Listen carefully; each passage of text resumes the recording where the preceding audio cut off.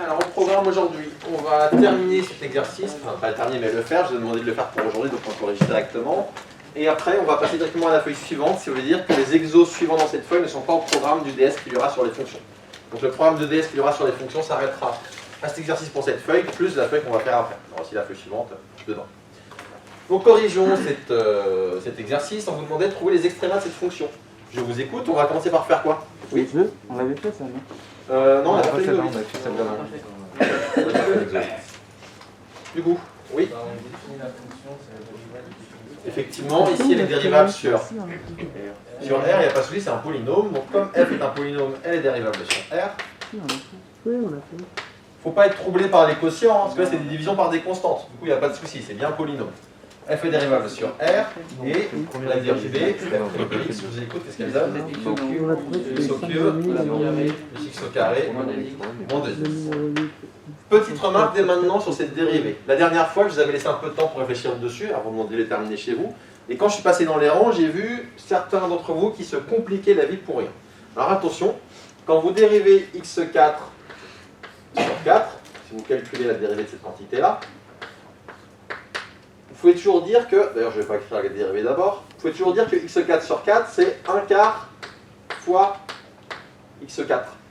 Et du coup, en faisant ça, vous voyez bien que vous avez un produit d'une constante par une fonction, et que donc la dérivée, donc en plus je mets une flèche, la dérivée ça va être 1/4 fois 4 x au cube. Et du coup, ça va bien donner x au cube. Pourquoi j'insiste là-dessus? Je pense que pour beaucoup d'entre vous c'est évident, et si c'est évident, il n'y a pas de souci. Mais beaucoup d'entre vous, vous avez fait la formule u sur v, et vous avez fait u'v moins uv' sur v carré. C'est juste, hein, si vous l'appliquez bien, mais ça va vous faire un calcul long pour rien. Donc attention, quand vous avez des constantes, pas besoin de vous fatiguer à utiliser la formule u sur v quand au dénominateur sont des constantes. Parce que si vous êtes à l'aise un peu avec les calculs, multiplier par une constante, c'est pareil que diviser par une constante. C'est les mêmes ordres de priorité. Si vous voulez diviser par 4, d'ailleurs je vais vous le montrer, hein. Diviser par 4, c'est multiplier par 1/4. Donc tous ceux qui se sont compliqués la vie, il ne fallait pas. Il fallait faire directement. Ouais. Mais du coup, vu que le dénominateur c'est une constante, on avait juste à faire u'v divisé par v carré. Oui, mais ça pareil, ça te compliquait la vie, ça te faisait u', enfin t'avais le u'v, t'avais le v sur v carré, enfin c'était plus rapide, mais il n'y a pas besoin de faire ça. Après, si t'as fait ça, c'est juste. Attention, c'est pas faux, mais ça fait des calculs plus longs pour rien. Donc ayez d'avoir ce réflexe, quand vous divisez par une constante, pour la dérivée, pas besoin d'utiliser la formule u sur v. Parce que diviser par une constante, c'est comme multiplier par une constante. Ouais. Ensuite, on factorise et on étudie le signe dans la parenthèse. Exactement, donc après on va factoriser cette expression. Nous, notre but, maintenant qu'on a la dérivée, notre but ça va être d'étudier son signe, comme tu viens de le dire, et du coup pour ça on va factoriser. Factoriser par quoi? X, ici c'est x notre facteur commun.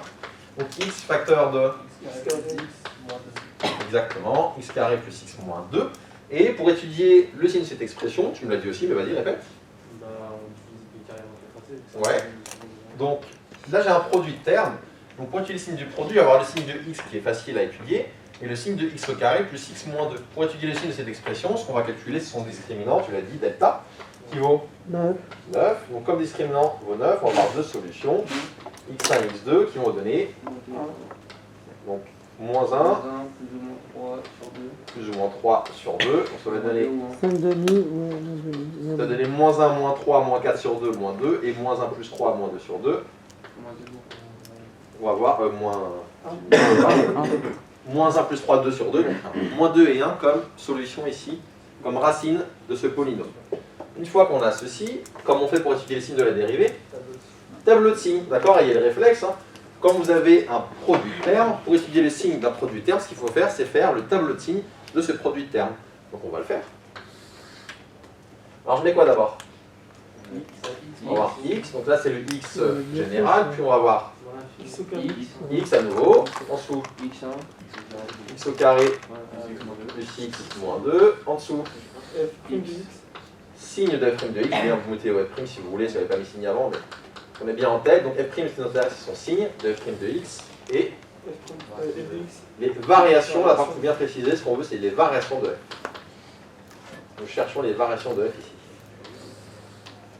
Hop, et donc on va voir ici moins l'infini, puis je vous écoute qu'est-ce qu'on doit placer. Moins 2, Moins 2, 0, 0, 1, 1, plus l'infini. exactement. Maintenant on va regarder chaque ligne, placer les 0, puis placer les moins et les plus. Pour la première ligne, la ligne avec le x, où est-ce qu'on doit placer le 0?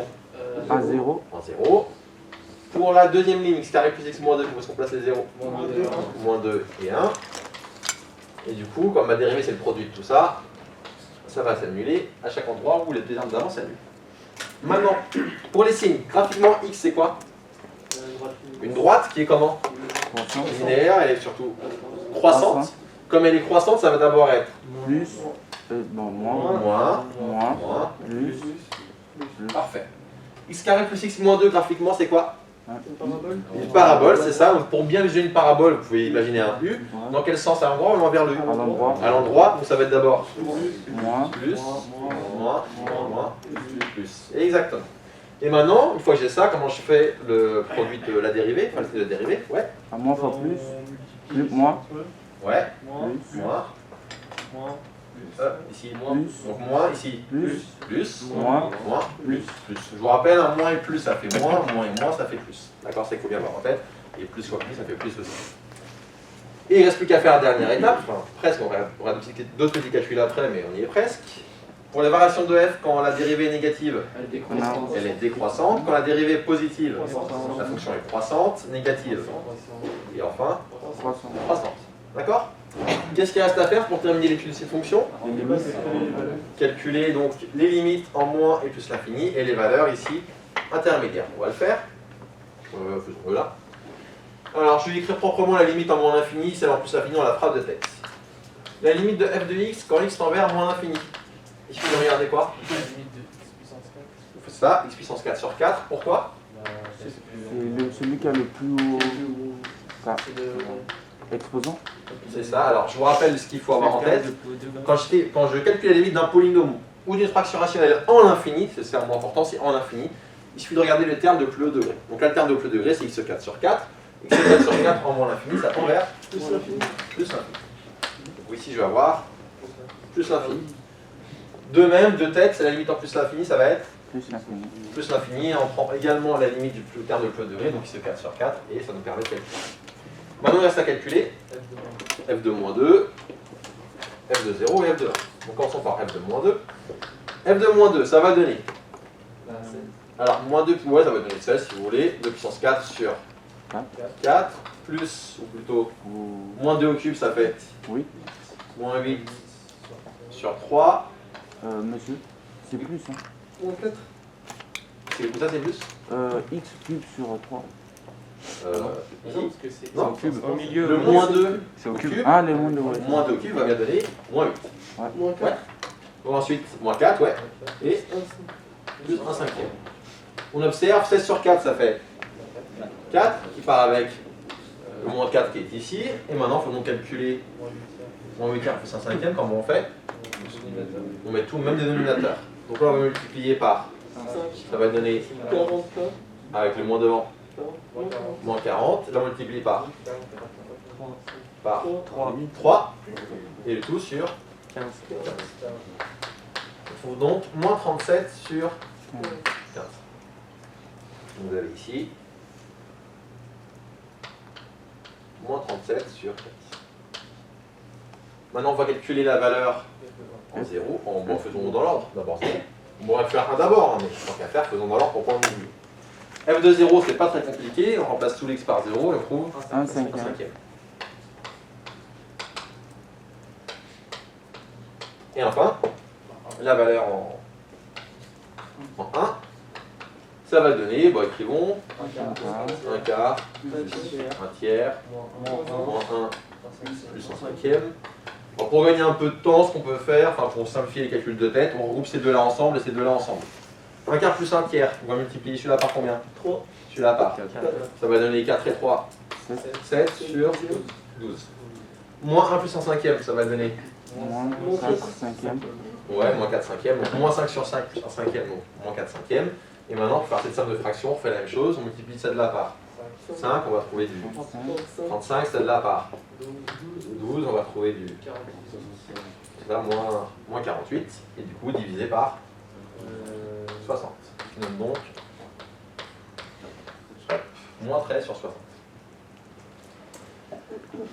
Et ça complète notre tableau de variation. Une fois qu'on a ce tableau de variation, on va pouvoir répondre à la question posée qui était quels sont les extrémas de cette fonction? Je vous écoute. Quels sont les extrémas de cette fonction? On a Oui. 2 minimum. On a 2 minimums, ok. Est-ce qu'on peut être précis sur l'un des deux? On a un minimum en moins 2 En moins 2, et ça donne moins 37 sur 15. ok. Un autre minimum en 1. Voilà, c'est ça. Bon. F admet un minimum. Commençons par, on m'avait dit moins 2, commençons par moins 2. Ouais, en moins Un 2. minimum comment en moins 2? Global. Global. Ouais.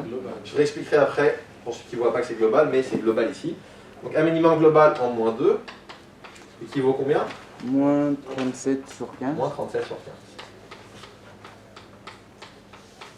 Il y a donc un autre minimum, je suis d'accord, qui va être aussi Local. local, Sur 1. en X0.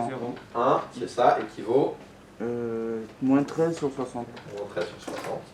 Et on a quoi d'autre? Un maximum. Un sur maximum 0. qui est comment? Local. Local aussi, oui.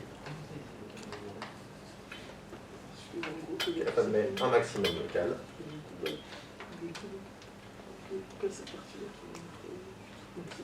En quoi? En 0. En 0. Et ils vont combien? Un cinquième. cinquième. Un cinquième. Et ça termine l'exercice. Mais je vous explique. Hein. Pourquoi est-ce qu'on a un minimum global et un minimum local? Regardons. Ce qui va se passer ici. Déjà, pourquoi est-ce que j'ai bien un minimum global? Pourquoi il existe? Je peux observer que je n'ai pas de limite vers moins l'infini. Donc là, ça veut dire que quand j'ai moins 37 15e et moins 13 sur 60, bah regardons, le plus bas des deux, c'est moins 37 sur 15. Et donc, si je regarde mon tableau de variation, je ne vais jamais être en dessous de moins 37 sur 15. Comme je ne vais jamais être en dessous de cette valeur, d'après le tableau de variation qui est ici, je peux dire que là, j'ai un minimum qui est global. Le moins 13 sur 60 qui est local, bah justement parce que si je m'éloigne trop, je vais repasser en dessous à cause de lui qui est ici. Donc celui-ci, il est local parce qu'il est plus grand que la valeur qu'on a ici. Et enfin, le 1/5, c'est bien un maximum qui est local parce que ma fonction est envers plus l'infini, donc je n'ai pas de maximum global, parce qu'elle est envers plus l'infini. Des questions sur ça? Non. Ça va pour tout le monde? Petite question additionnelle. Si je vous demande combien l'équation f de x égale 0 admet de solution, est-ce que vous pouvez me dire combien il y en a et m'expliquer pourquoi? Oui. Il y en a 3. 3. 4. Regardons. De plus l'infini à moins 37 sur 15. Il y en a 1. On a une. Là, Il y en a une. deuxième. Ici. Troisième. Et ici. Quatrième. Qu'est-ce qu'il faut dire pour justifier? Oui. C'est comme le signe change. Oui. C'est par zéro. Pourquoi on est obligé de passer par 0? Il manque un mot très important. Et continue. Continue, effectivement. Donc pour préciser, comme la fonction est continue, on ne l'a pas encore dit, mais il aurait fallu dire, comme la fonction elle est continue, forcément quand je passe de plus l'infini à moins 37 sur 15, je suis passé par 0. Pourquoi je suis passé une seule fois? Parce qu'elle est strictement décroissante, monotone, mais si décroissante. Et quel est le théorème qui permet de conclure? Corollaire du théorème des valeurs intermédiaires, ou vous pouvez aussi appeler le théorème de la bijection, c'est pareil, les deux fonctionnent. Donc vous voyez que quand je vous dis d'étudier les extrémales d'une fonction, si je vous demande après de regarder combien l'équation f de x égale 0 ou n'importe quoi à la solution, vous pouvez le faire directement, vous avez déjà fait tout le boulot. Et réciproquement, si je vous demande combien l'équation f de x égale 0 a de solution, vous faites le tableau de signe et derrière je vous demande le tableau de variation et derrière je vous demande d'étudier les extrémales de la fonction, bah c'est direct aussi. Donc en fait c'est la même chose dans les deux cas, il faut faire le tableau de variation de la fonction, il faut étudier toute la fonction pour répondre à ce genre de questions. Oui. Quand on va avoir ce genre de questions, on nous demande combien il y a de solutions, on précise avec la bijection ou avec TVI? Il faut dire soit théorème de la bijection, soit corollaire du théorème de valeur intermédiaire. C'est deux noms différents pour la même chose. Donc tu peux employer celui que tu veux pour le coup. D'autres questions? Non? Du coup, donc, comme je l'ai dit tout à l'heure, ça termine cette feuille. Enfin, on va s'arrêter là pour cette feuille. Les exos suivantes ne sont pas au programme du DS. Par contre, la feuille que je vais vous distribuer maintenant sera bien au programme du DS.